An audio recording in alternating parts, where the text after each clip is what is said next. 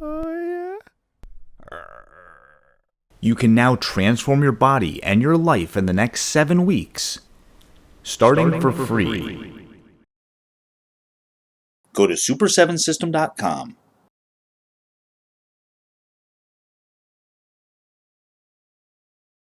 Okay, it's time for a little introduction to abdominal training.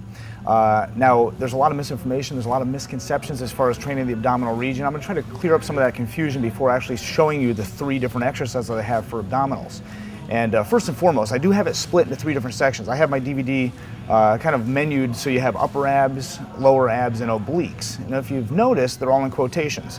So even though I have upper abs, you really can't only train the upper abs. All those muscles tend to contract in tandem, they contract together. You can maybe have a little bit more emphasis on a certain area. You can emphasize the obliques, you can emphasize the lower abs, but you can't work them in isolation. So you can't target, and also another thing, you can't target body fat reduction. You can't spot reduce fat. Lower abs are tough to see for a lot of people because that's just really the last place you lose body fat. So there's no point in doing 1,000 repetitions for abdominals just trying to burn body fat off that area.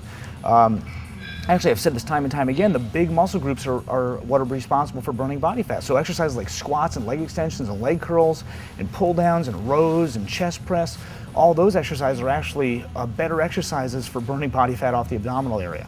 So you can't spot reduce body fat, but you do want to use abs. You want to use them to develop stability for your core.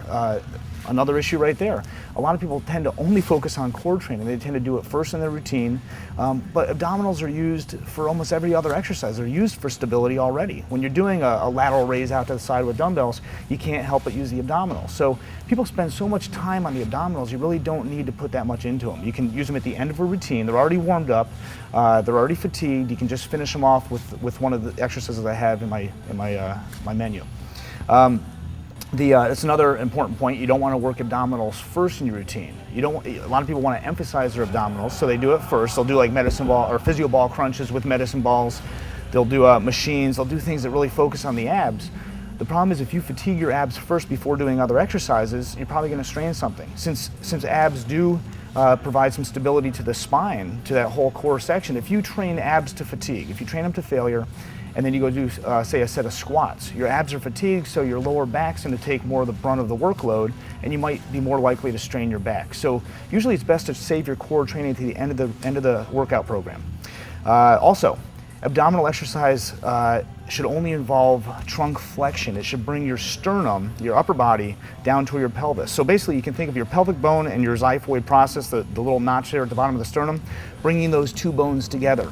The abdominals they basically attach at the upper part of the body, attach to the sternum and the top ribs, and then they insert down in the pelvic region. So either pelvis bone, the iliac crest, some kind of the hip bone, and it's bringing that together. So any exercise where you're actually bending at the hips, hip flexion versus trunk flexion, where the axis of rotation is just around the belly button or north of the belly button, that's using the abdominals. But if you bend at the hips, as in like sit-ups, so you're doing a sit-up exercise and you're bending forward at the hip joint, that's really not working the abdominals anymore. If anything, it's working it as an isolation move. So if you do full sit-ups, a lot of people do sit-ups for abs.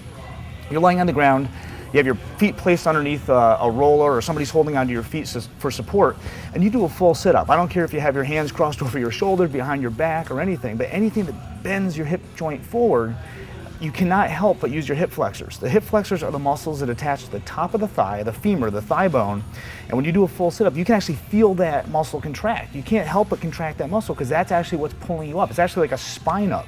You're pulling your upper body up to a vertical position by contracting the hip flexor muscle. It's not really an abdominal exercise anymore. You're pulling up on your spine. It can damage your lower back. The only reason you feel any kind of abdominal contraction whatsoever is to counteract the tilt.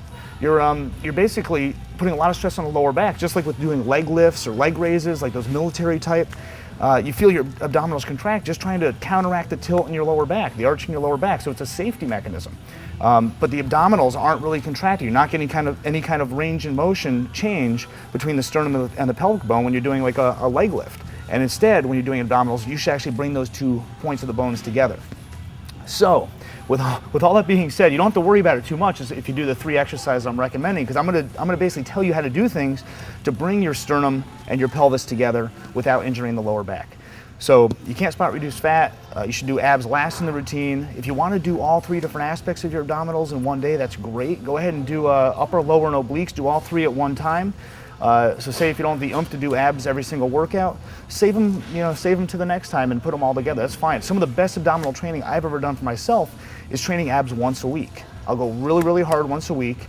It doesn't change body fat reduction at all. I mean, I can still lose a lot of body fat by doing proper nutritional principles, proper cardio training, proper big muscle strength training like squats and pull downs and chest press, things like that. You can still burn a lot of body fat. Abdominals are getting all this indirect exercise. If you just work them hard once a week, that's great. That's really all they need. No more emphasis than any other muscle group.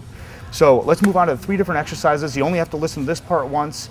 We're going to go on to push. The push muscle is the upper abs, and then on leg day we're going to do lower abs because just they're in the same similar area of the body. And then when we do pull day, we're going to get the obliques. Okay?